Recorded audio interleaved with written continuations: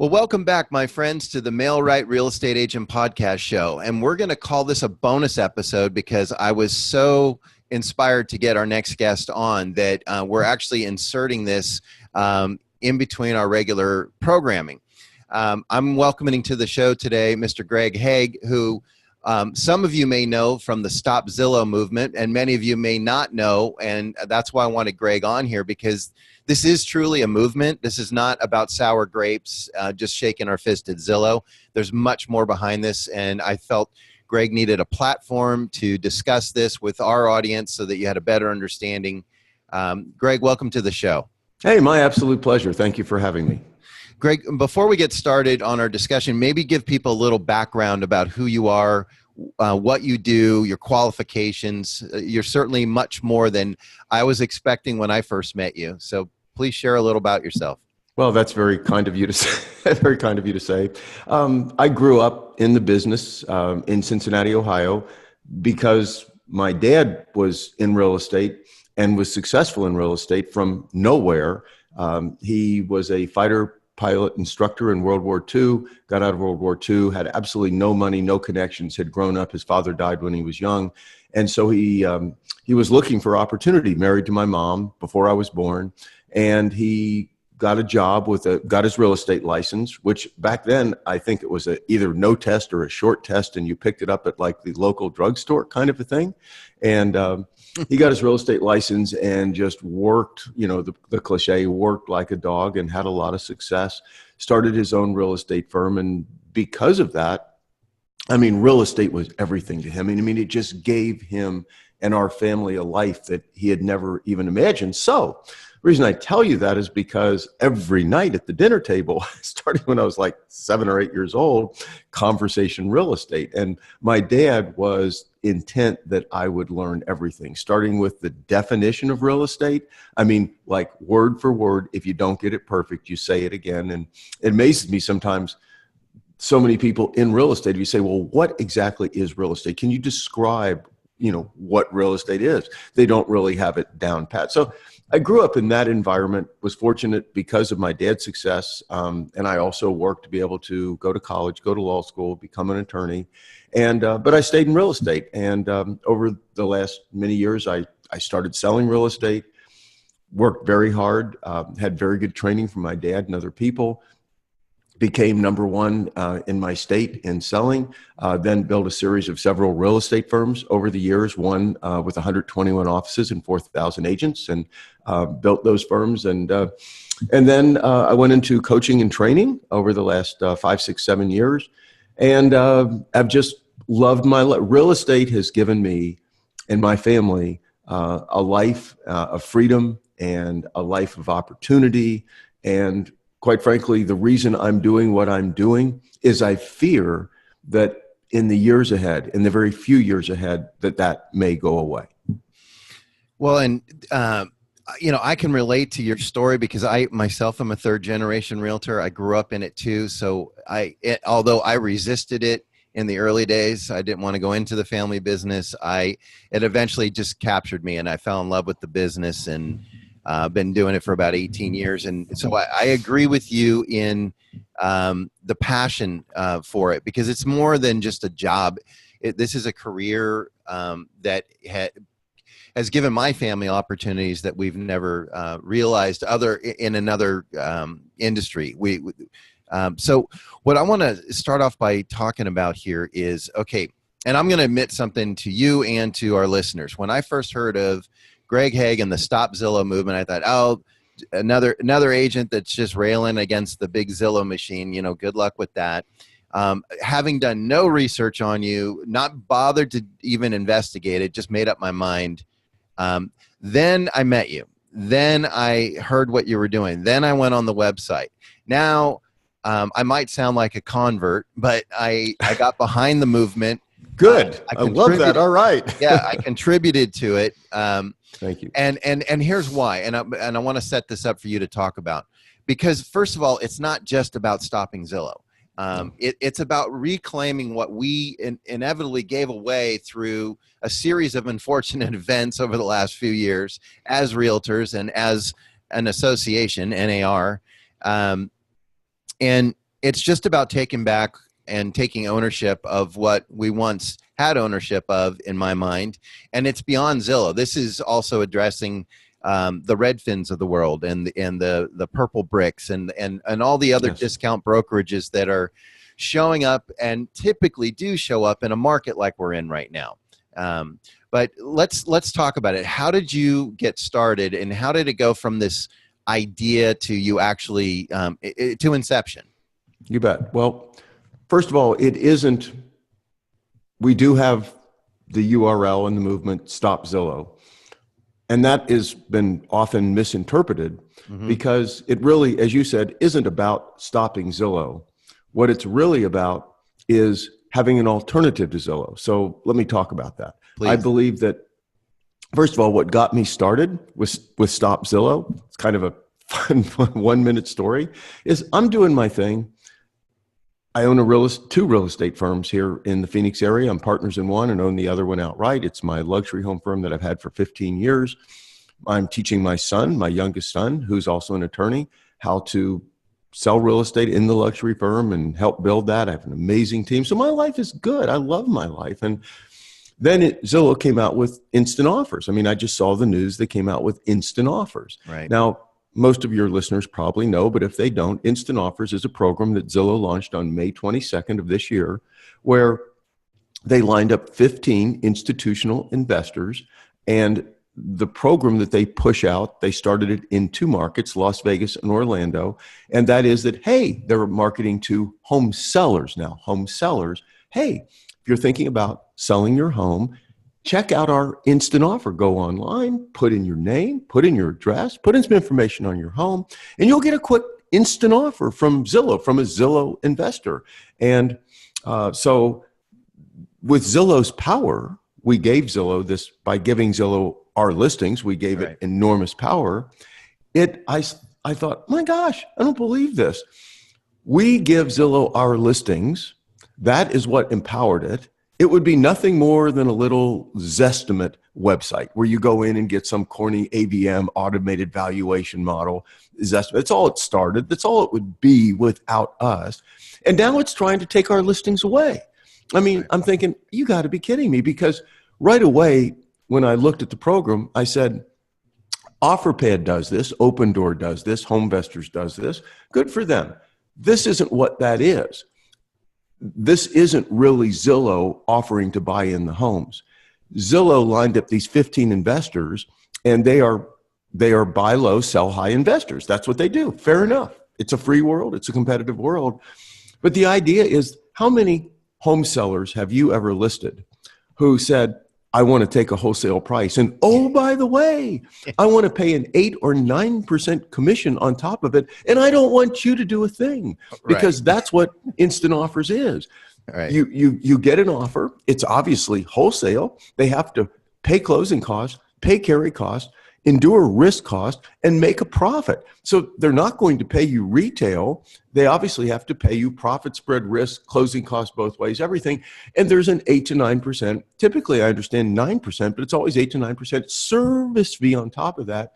And you get no help from an attorney, appraiser, or a real estate agent. So I'm thinking, how many sellers are going to take this? This is a charade. This is just a sham to get people to put in their information so Zillow can start selling off those leads and monetizing sellers, diverting sellers to agents who pay, sellers who would have otherwise called you, called me, called somebody who has built their brand in the community and built their reputation in the community.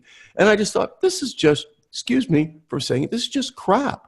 You know, this is not right. This is a firm who every day we support, we empower with our listings.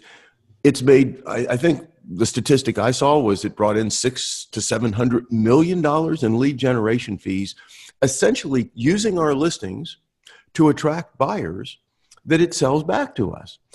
And I've never liked that, because I thought those buyers would have come to us anyway without Zillow. I mean, if we had our own website, they would have just come to us. Right. And yet we as an industry paid $600 to $700 million to have buyers that prior to Zillow would have just come to us, call on our sign, call on our ads, call on the internet, whatever. So I never liked that, but never said anything. But when they went after the sellers, and I thought, I see the plan. The plan is that Zillow realizes that without our listings, it's in bad shape. Right. And therefore we, even though it talks nice, we are its Achilles heel. If we, and a lot of realtors have been really upset at Zillow for a very long time, if we pull our listings, and I don't mean get together in some illegal boycott, I just mean if you and me individually get ticked off and pull our listings, which we're totally allowed to do if our sellers say we don't want our home up there, then all of a sudden Zillow has real problems. So I believe that so to cut to it, I'm over talking it. To me, the program really wasn't like an offer pad open door program where it's really trying to give people an alternative if they really want to sell quickly and at a lower price, fine. It's really just capturing their lead information to sell off, and the statistics have shown that. If you look at some of the statistics that Zillow's released on this program, not released a lot, it's clear that very, very, last thing I saw, only like of hundreds and hundreds and hundreds and hundreds of people who have given Zillow their information, only 1 or 2 or 3 have accepted the offer. So it's clearly just a lead generation strategy. And I'll say one more thing about it. I also believe that it's an intrusion into brokerage, because what do we typically do? What we typically do is have a seller and we look for buyers, right? We list a home and look for buyers. All Zillow's doing is they have buyers and now they're out looking for sellers. Right. It's just brokerage connecting buyers and sellers. And the way they're avoiding being under the licensing authority and having a license is they're saying, well, we're taking nothing. All the licensing laws say that you have to take compensation. You can connect buyers and sellers, no problem, as long as you're not compensated. Well, it's true they're not compensated directly from these institutional investors. I suppose that's what they say. And they're not compensated by the sellers who sell into the program, or at least give up the... But if they generate more leads, they are compensated because they're being compensated by the agents who pay for leads. So there's clearly increased revenue coming in from the program. It's just not coming in directly from the sellers or buyers. Most state licensing laws don't address that. They never thought of that specifically. Right. So again, I'm maybe over talking it, but that's what's got me going. It just ticked me off. So I went to GoDaddy, and I mean, just this one morning, I'm having breakfast. I go into GoDaddy and type in and see if Stop Zillow is available. Just first one I type in, and there it is for $8.43. So I say, well, that was kind of dumb of them to let that stay available. So I buy it, and I like in an hour, I write this little petition thing to NAR. NAR, what are you doing? You need to get in Zillow's face. No boycott or anything. Everybody misinterpreted this, what I was doing. I simply said, you need to go to, on behalf of us, would you go to Zillow and tell them we're ticked off, and that a lot of us are going to start pulling advertising. Of course, I never advertised with Zillow, and pulling listings, not boycott, not collective, but we're ticked off. We're your membership. You represent us. Would you go tell Zillow that, I think it knows this, but if you went, it might have a little more clout, that instant offers is an intrusion. It's a slap in the face. It's a wrong thing to do to the industry that supports you, to try to now take the sellers and resell them back to us, which is all it's about. And NAR came out with the policy statement, all for antitrust reasons. We can't touch this with a 10-foot pole. Well, that's not correct. Yes, that would be true if any of us were asking NAR to go and say, collectively, we're going to boycott you, collectively, anything. I just wanted NAR to go on our behalf and reflect what a lot of realtors felt about the instant offers program. But I get it. I don't have any real heartburn with NAR. They're just kind of governmental, being careful. I get it. It's all right. I mean, I understand. And so I'll stop there. But then, we get 40,000 within a matter of weeks. I get 40,000 signatures on this petition that's online. It's all organic. I gave one webinar, a few hundred people on it, and boom, it just goes out and spreads. And so that's how it got started.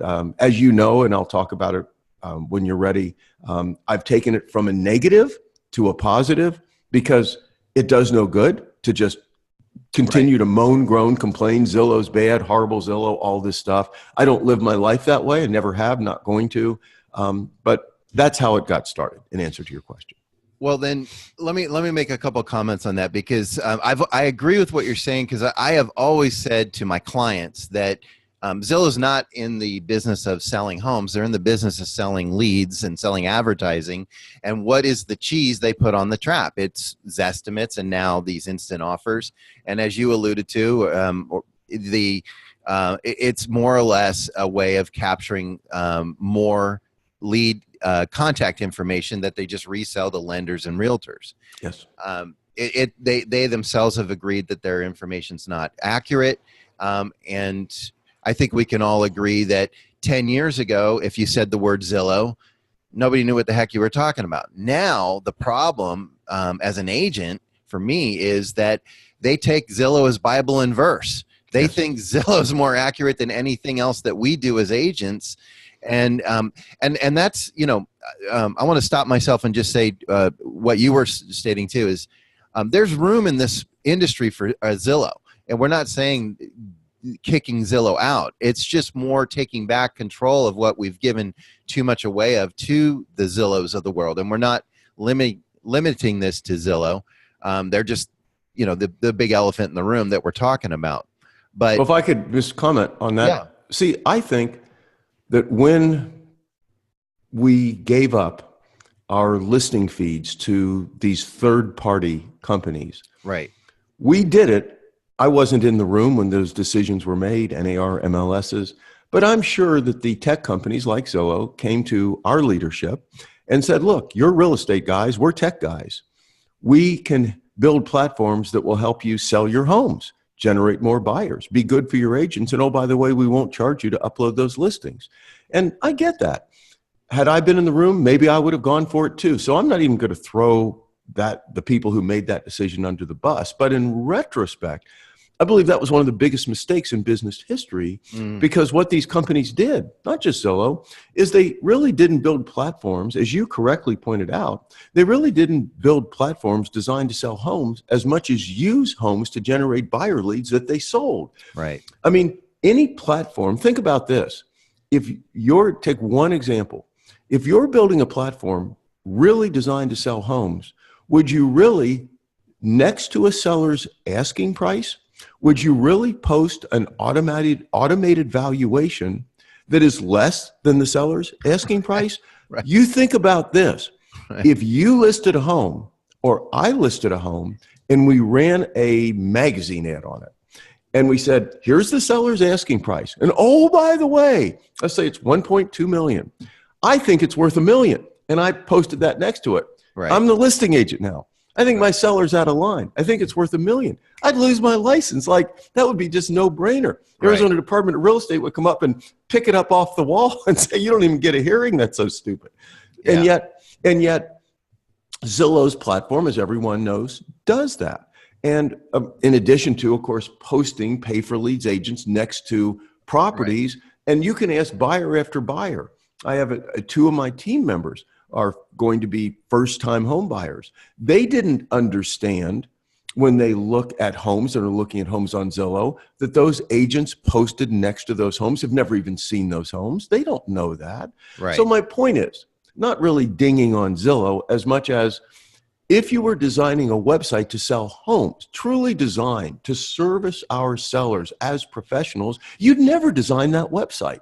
And so that website, Zillow has every right to do what it's doing, but so do we in a competitive context. And consequently, I believe in retrospect, giving that data up was an enormous mistake. So what do? Well, I don't think it's fair. The number one thing we have to think about is our sellers, is our clients. And I get literally hundreds of emails a week from agents basically saying, Greg, it's simple. The answer is easy. We just need to stop feeding the beast. We need to stop feeding Zillow. Mm-hmm. That's easy to say, but it's actually, you can't really do that at this point in a lot of cases if that's not in the best interest of your seller, because it could be that having your home on Zillow would be in your seller's best interest. And consequently, we've got ourselves in kind of a handcuff situation where the number one website that buyers go to search for homes is really hurts our sellers in many ways, but helps our sellers in that they're the buyers. I simply advocate that we need a better platform to sell homes, and then we have an alternative, and we can put our homes on Zillow, or not, but at least we'll have a platform that is frequented by buyers and we'll have a choice. Right now, in many cases, we don't have a choice. And we're going to come back from a commercial break and talk about that, because what we are talking about is that alternative is, and there's nothing that says Zillow has to be the big machine. We could create a new big machine that's a better big machine. Just like, at one time MySpace was the greatest place in the world to go to social media, and then all of a sudden this little company called Facebook came along. And I remember when we used to Yahoo things, and now we Google things. So we can build a better machine that serves both the realtors and the clients that we serve. We're going to come back from our commercial break here. I neglected to, I was so excited to get into the conversation with Greg. I should ID myself. This is Thomas Nelson. You know me. You're on here every week with me.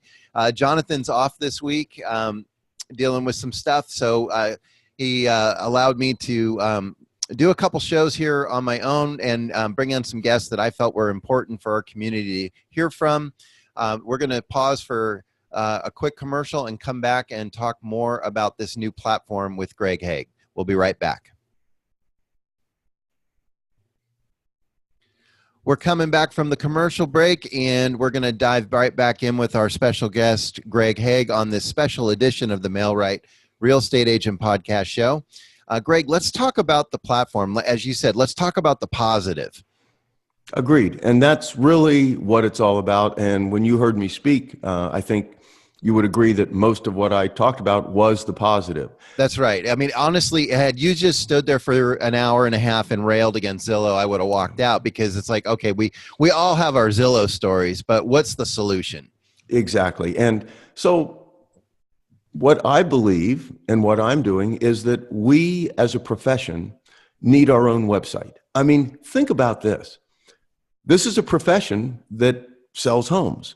Right. That's how we get paid. I know we represent buyers and do a lot of things, but the people who pay us are the ones who own homes and have asked us to sell those homes. And that's how buyer agents even get paid. So, at its core, we are a profession that sells homes. We list and sell homes. And yet, think about this, as a profession, we don't even have our own online presence, our own website, one collective website that we all come together under to sell homes. Right. And I always thought that Realtor.com would be that, but yes. Realtor.com, as you know, was sold, I think, in 2014 to News Corp and for $950 million.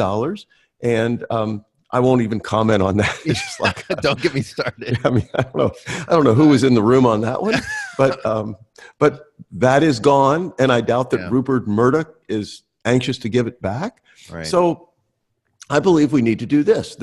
I as this got going, and I could see that it was just a lot about railing on Zillow, I thought, well, I'm just not going to live all the agents who send in, thousands of emails and comments in Facebook, I feel your pain, but the bottom line, I could clearly see that we could do that for the next 2 years, and all Zillow would do is get bigger and more powerful, and particularly roll out instant offers nationally and end up putting us in a position where if we want sellers, we have to buy them from Zillow as well. Right. And then we're toast. As a profession, we're toast. Zillow rules, we're out. Right. So my thinking was this. I thought we should number one, we should design a website. And now this is going to sound crazy, but not even that hard, a better website than Zillow. So it's, how do you design a better website than Zillow? They get like $1 billion and all this stuff. Hey, come on. Are you kidding me? A first-year person in real estate could look at Zillow's website, see the things it does that aren't really good for selling homes, and just get rid of those. And the tech is there. Everything, what's interesting about technology is these new tech things come out, then once they're out, they're not even that expensive to incorporate into websites, apps, and things. So first of all, we designed a website that is purely, which honestly, I'll admit, we spent a lot of hours on it, and I spent a lot of money with consultants that I talked to a lot of real estate agents about it, but it wasn't that hard. We're real estate people, for gosh sake. Right. I would think we would know better what would be good for our sellers and buyers than the people who founded Zillow, Spencer Raskoff and Rich Barton. By the way, Rich Barton founded Expedia, which knocked out the travel agents prior to getting involved in Zillow. Just a little side. If you have any illusions about what he might have in store for us. But the bottom line is that we designed that. Then I thought that really is good, but it's not good enough because there are probably a lot of websites out there like that.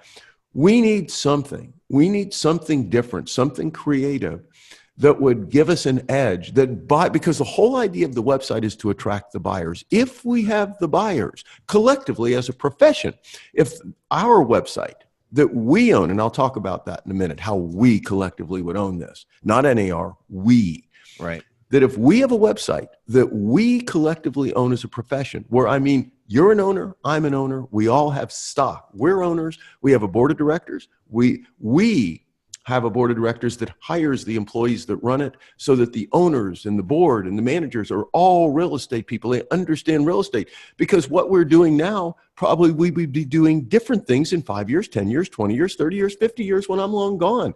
But it should be overseen by real estate people who make those decisions. But I thought, in order to make this the number one website and not have it take forever and not have like billions behind it, which we don't have, right? How do we do that? So I really spent a lot of time and worked with a lot of people. What could we do? What could we do that no website's ever done that would make buyers say, oh my gosh, when they heard about it, I got to check that out. And we came up with that. And what I hate about saying what I just did is, for obvious reasons, I can't tell you what it is. So it makes people say, oh, well, yeah, sure. Of course, you've got a secret sauce. Right. And it just is so non-credibility sounding in today's world. But I can't. There's no way until we launch it on February. We're going to introduce it on February 17th. That's the hard date when this will be unveiled at the website launch party at my home in Scottsdale. We're going to stream it out nationally. Then we're going to go live with the website on the 19th, February 19th, which is a Monday. It'll be then, but then we're going.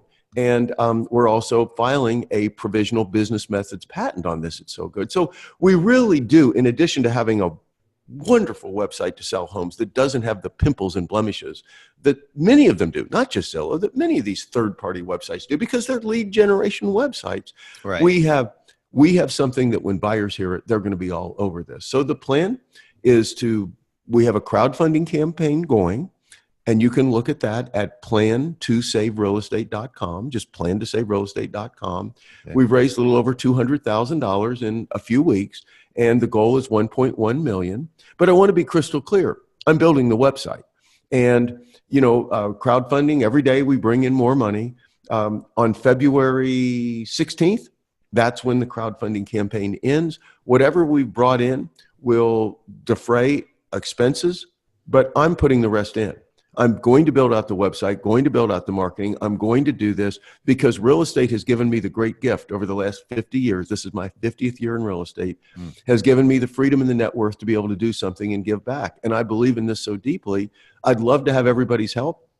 Love to have you contribute $50, $100, $200. You get some amazing perks, amazing trainings up there, all kinds of things. Love to have that. But I want to be clear so that there's no illusion here. This website's being built. This website will be launched on February 19th and introduced on February 17th.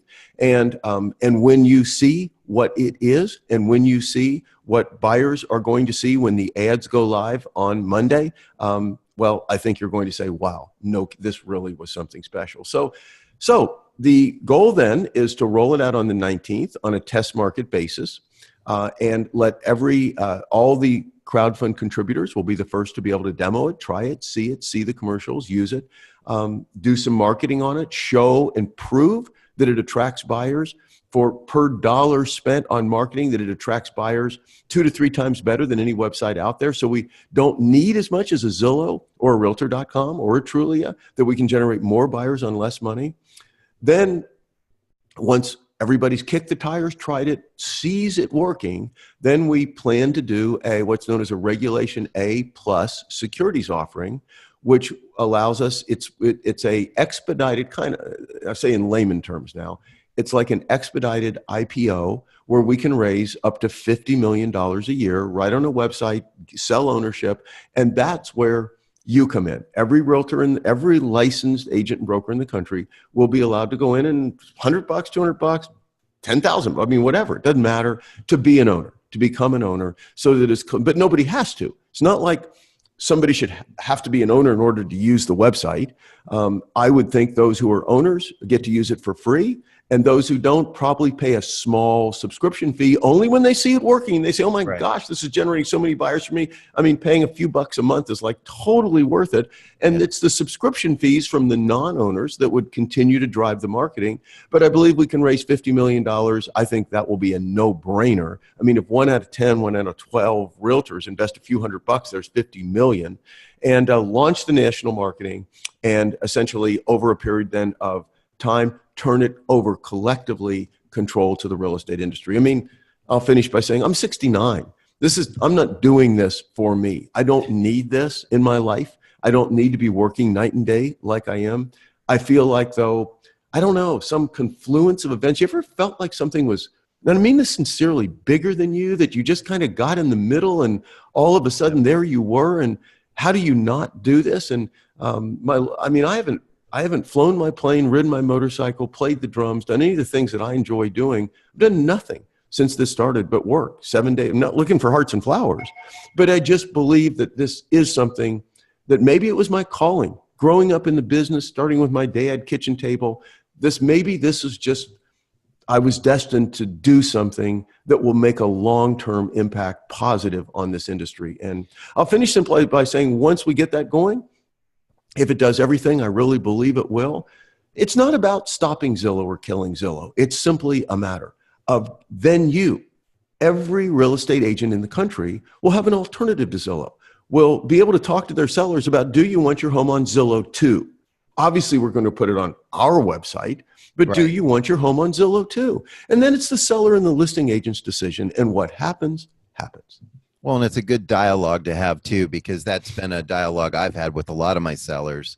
You know, Zillow's never sold any of my listings. Either I have or another agent has, as a result of the MLS or my own internal marketing. But there are sellers that panic if they don't see it on Zillow, because Zillow's done a brilliant job of marketing. Right. But what I want to make a couple comments here, just to kind of let people in. I did not know Greg a month ago. So I'm not, a paid endorsement here. But I want to say, number one, when I donated to the crowdfunding, Greg matches every dollar that you donate. He's all in that sense. And just to be clear, there's a crowdfunding to get the website going, and then there will be a stock offering essentially for the website once it's a proven and accepted product in the market, if you will. And if I could interject, the reason for that is it's just not even fair to ask anyone to invest in something that they can't see, touch, feel, and know that it works. So that's why we're doing the crowdfunding and the seed money, and why I'm throwing in so much money is because we need a product. Before we should ask real estate agents across the country, would you like to invest? They need to see that, wow, that'll be a good investment.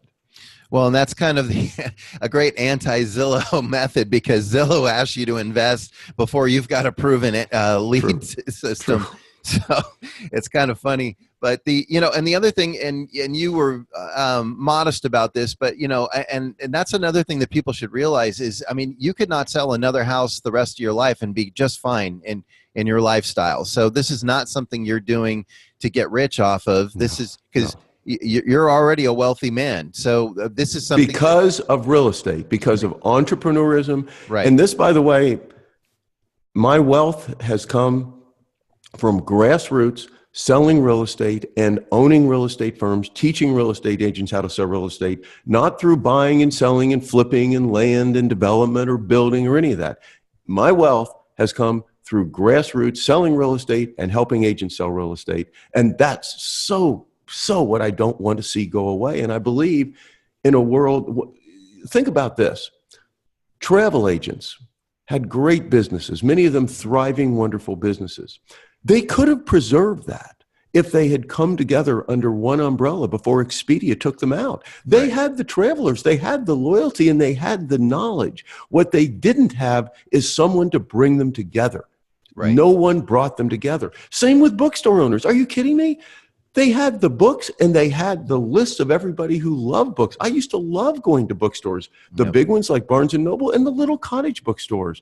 But Amazon, when Amazon got started, it was like, oh no, that'll never, their big move is the Barnes and Noble sued Amazon saying you can't call yourself a bookstore because you don't have brick and mortar. I mean, that's the way they approached it. How ridiculous, to get themselves all caught up in like, you're not allowed to say you're a bookstore. And so if they'd come together, and that's all I'm really suggesting, is that it's bigger than just doing a good job for our sellers. Doing a good job for our sellers is the biggest part of this. I mean, we owe it to our sellers. We owe it to the people who pay us what they're paying us, and to have a website that is truly designed to sell homes. Put yourself aside. You owe it to your sellers to do this.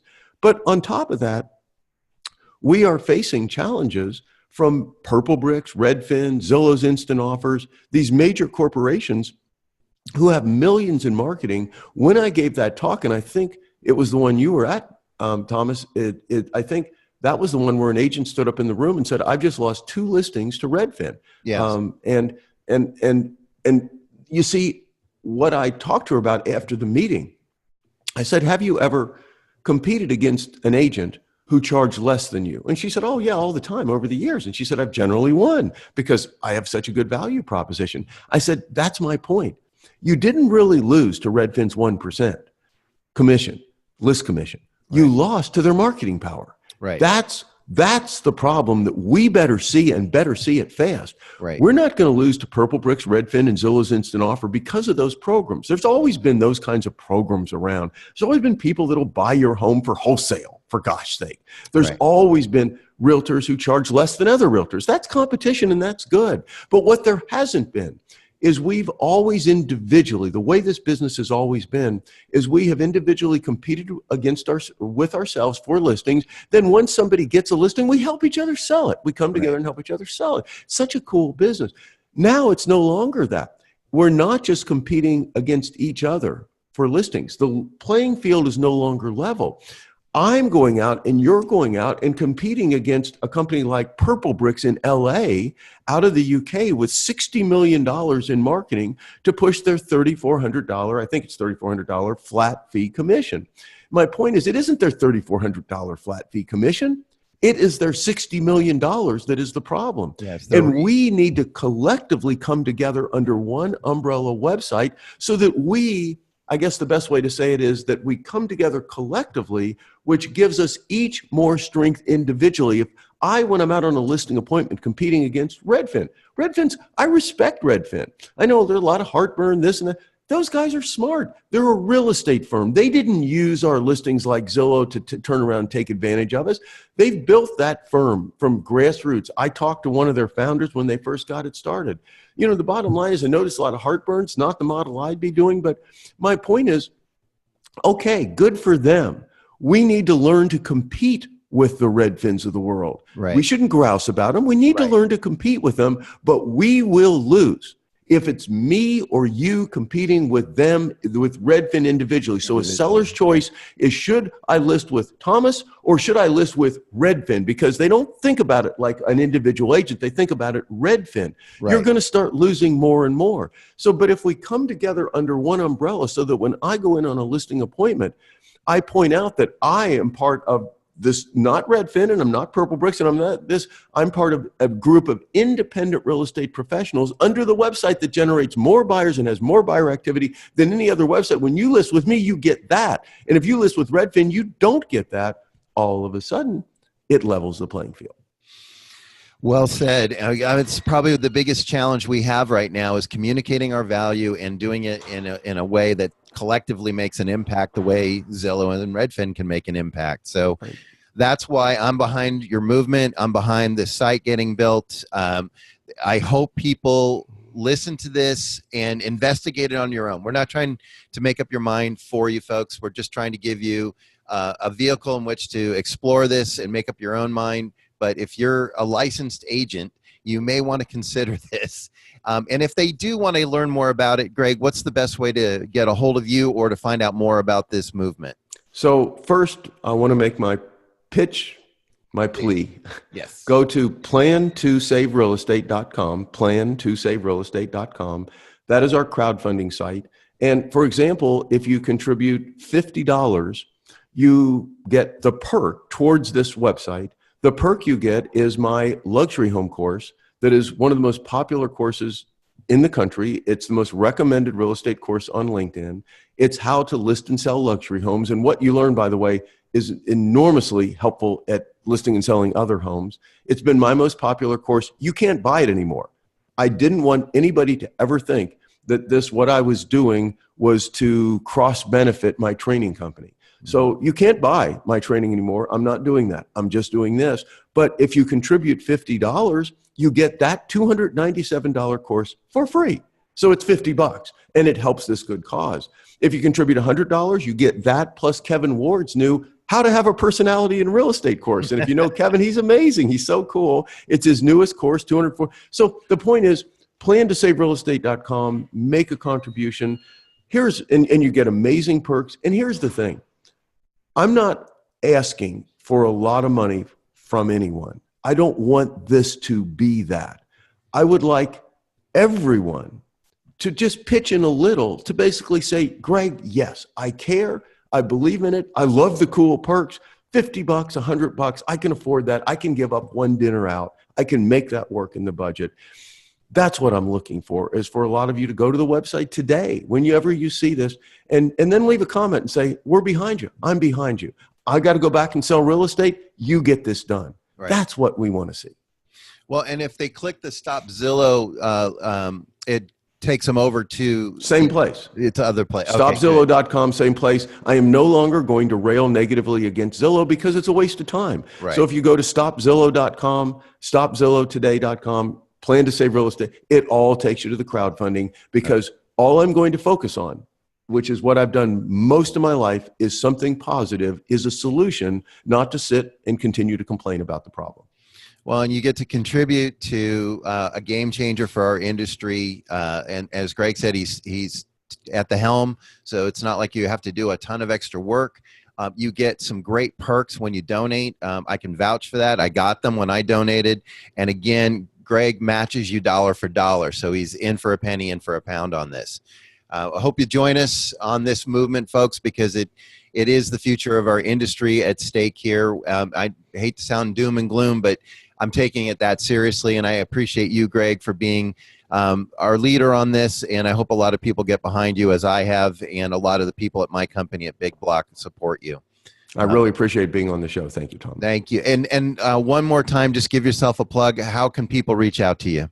If you'd like to communicate with me, Greg, Greg, at Real Estate Mavericks, that's plural.com. So just Greg at realestatemaverics.com. If it takes me a couple of days to get back to you, I do get a couple 300 emails a day, which I take as a gift and a treasure, but it is also a burden. But Greg at realestatemaverics.com, and then plan to saverealestate.com to see what we're doing in crowdfunding. All right, fantastic. You can also find Greg on Facebook and LinkedIn, folks, if you're on those sites. We're going to thank you for joining us on this special edition of the Mail-Right Real Estate Agent Podcast Show.